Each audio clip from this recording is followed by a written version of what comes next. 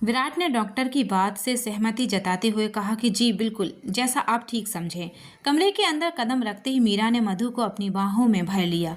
उसे हल्के से डांटते हुए वह बोली, तू सच में पागल है क्या? कोई भला यूं सड़क पर दौड़ता है? जरा आईना देख, अपनी हालत क्या बना ली है। मधु की आंखें भर आईं। भावनाओं से भरे स्वर में उसने कहा, तू नहीं समझ सकती मीरा, जब तू नजर नहीं आई तो मेरे दिल पर क्या बीती। मन बार बार किसी अनहोनी की आशंका से कांप रहा था। जैसे ही तू दिखाई दी मैं खुद को रोक ही नहीं पाई और बस तेरी तरफ दौड़ पड़ी। आखिर तेरे सिवा इस दुनिया में मेरा अपना है ही कौन?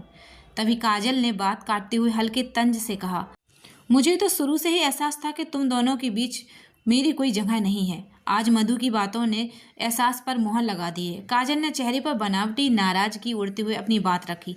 असल में मैं मधु अपनी बात साफ करने की असफल कोशिश करने लगी, लेकिन काजल ने उसे बीच में ही रोकते हुए गले से लगा लिया और स्नेह भरे स्वर में बोली, बस भी करो तुम। मानो या न मानो पर मेरा हक तुम पर हमेशा रहेगा।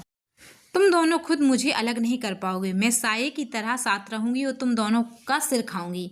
मधु ने शरारती मुस्कान के साथ कहा, अरे भला अपने ग्रुप के इस प्यारे से कार्टून को हम खुद से दूर कैसे कर सकते हैं? काजल ने नकली नाराजगी जताते हुए उसे घूरा और अगले ही पल पूरा कमरा उनकी हंसी से गूंज उठा। अचानक विराट ने दरवाजा खोला, कमरे में दाखिल हुआ।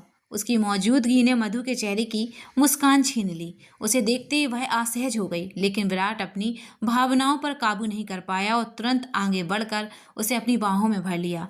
विराट के अचानक इस तरह गले लगाने से मधु हैरान रह गई। वह कुछ पल के लिए गहरी सोच में डूब गई, फिर तुरंत खुद को संभालते हुए उसने विराट के कंधों को थाम कर उसे धीरे से खुद से अलग कर दिया। गिलानी से भरे स्वर में विराट ने उससे माफी मांगी, मुझे सच में बहुत अफसोस है। मधु ने बेहद रूखेपन से सवाल किया, तुम यहाँ क्या कर रहे हो? फिर उसी बेरुखी को बनाए रखते हुए उसने आगे कहा, कृपया यहाँ से चले जाओ और हाँ, मीरा को ढूंढने में मेरी मदद करने के लिए धन्यवाद। यह कहते हुए उसने हाथ के इशारे से विराट को कमरे से बाहर जाने का इशारा कर दिया। मीरा उसे रोकना चाहती थी, लेकिन जैसे ही उसकी नज़र विराट पर पड़ी, विराट ने आंखों ही आंखों में उसे कुछ भी कहने से मना कर दिया। वह बिना कोई शब्द कहे खामोशी से कमरे से बाहर चला गया। विराट के जाते ही मधु ने एक लंबी और गहरी सांस ली।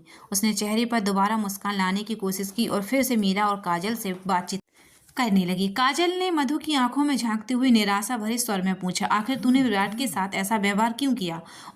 और क्या करती? मधु ने गुस्से में कहा, तुम लोग शायद जानती नहीं हो, लेकिन मौके का फायदा उठाना कोई विराट से सीखे। यह सुनते ही काजल और मीरा दोनों एक साथ बोल पड़ी, ये कैसी बकवास कर रही है तू? दोनों को विराट की इस तरह तरफदारी करते देख मधु का गुस्सा सातवें आसमान पर पहुंच गया। वह खुद ही सवाल करते हुए और खुद ही जवाब देते हुए बोली, तुम दोनों को उसके खिलाफ कुछ भी सुनना इतना बुरा क्यों लग रहा है?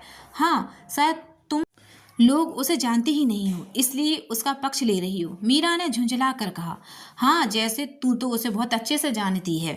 काजल ने भी तुरंत उसका समर्थन किया। हाँ बिल्कुल। मधु ने एक गहरी सांस ली और कुछ संभालते हुए बोली, तुम लोगों को नहीं पता है कि मैं उसे ऐसा क्यों बोल रही हूँ। रुको, मैं बताती हूँ। तुम्हें याद है जिस दिन मीरा का अपहरण हुआ था, उस दिन मैं पुलिस स्टेशन गई थी और शायद वहीं बेहोश हो गई थी।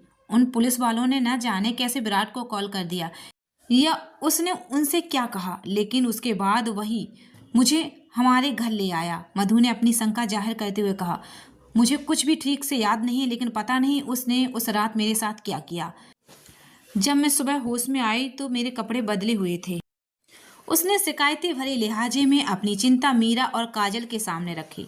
उसकी बातें सुनते ही काजल को पूरी स्थिति समझ में आ गई। उसने तुरंत बीच में हस्तक्षेप करते हुए कहा, नहीं रुक जा बहन, तू कहाँ की बातें सोचने लगी है। पहले मेरी बात सुन। उस रात तेरे कपड़े मैंने बदले थे, विराट ने नहीं।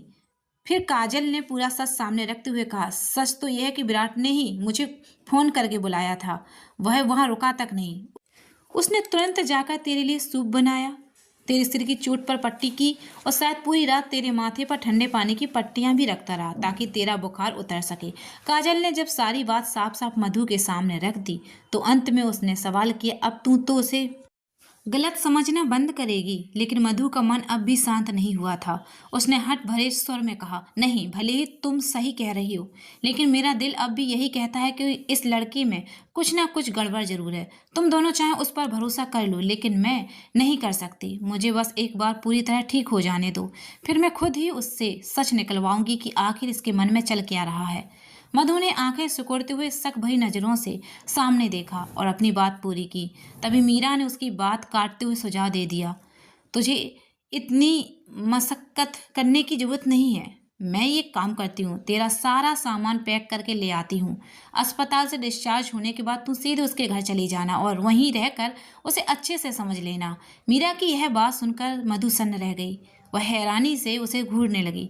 पलकों को झपकाते हुए उसने पूछा, तू मजाक कर रही है क्या? मीरा ने भी उसी अंदाज में पलकें झपकाई और पूरी गंभीरता से बोली, तुझे ऐसा लग रहा है? नहीं, मधु ने घबरा कर कहा। हाँ, मीरा अपनी बात पर अड़ी रही। मधु ने भावुक होकर लगभग गिड़गड़ाते हुए कहा, नहीं प्लीज बहन, तू मुझे उस लंगूर के हवाले कैसे कर सकती है, वो भी तब जब मेरे हाथ पैर अभी ठीक से काम नहीं कर रहे हैं।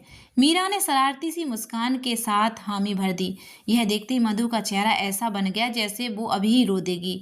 मीरा ने उसे समझाने की कोशिश करते हुए कहा, तू उसे बेवजह गलत समझ रही है। सच मान, वह वाकई में बहुत अच्छा लड़का है। मैंने उसे तेरे लिए इतनी बेचैनी में देखा है, इसलिए मैं चाहती हूँ कि तू कुछ दिन उसके साथ रहकर उसे ठीक से समझे।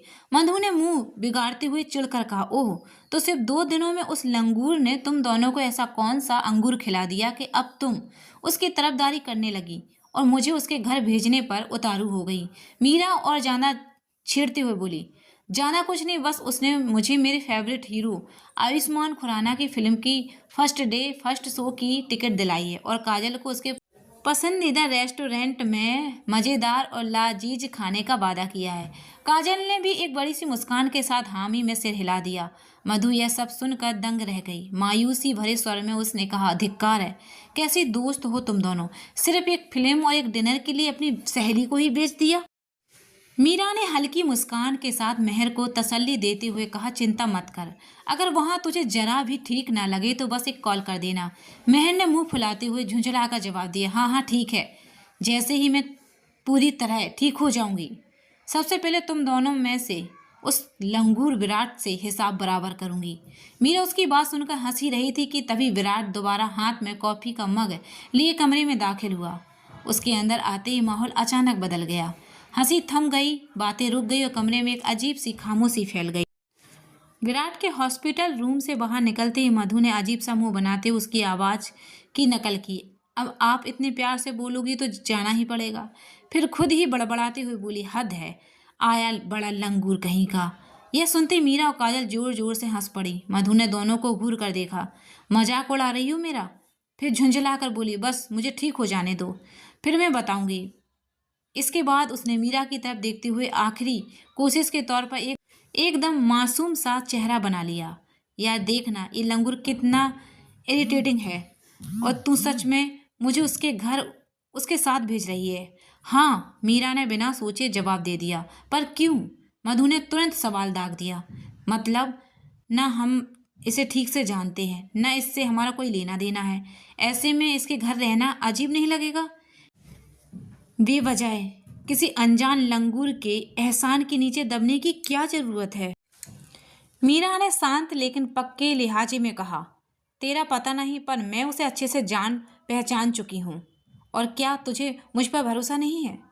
आज तक मैंने तेरे लिए कुछ भी गलत सोचा है? मधु ने बेबसी से कहा, यार मैं जानती हूँ, लेकिन देख आज तक मेरी जिंदगी के कितने भी झंझट हुए हैं, तूने ही तो मुझे उनसे बचाया है और अब तू खुद ही मुझे चलते फिरते झंझट के हाथों सौंप रही है। हाँ, मीरा ने साफ शब्दों में कहा, और अब तू एक शब्द नहीं बोलेगी। अब मधु समझ चुकी थी कि आगे बहस का कोई फायदा नहीं, चाहे वह कितना भी चाह ले, उसे विराट के साथ ही जाना होगा। हाथ पैर पहले ही जवाब दे चुके थे और बोलने के सिवा उसके पास कोई रास्ता भी नहीं बचा था। नाराजगी दिखाते हुए वह बोली, ठीक है, अब मैं बात ही नहीं करूंगी। इतना कहकर मधु ने मुंह दूसरी तरफ फेर लिया और चुपचाप लेट गई।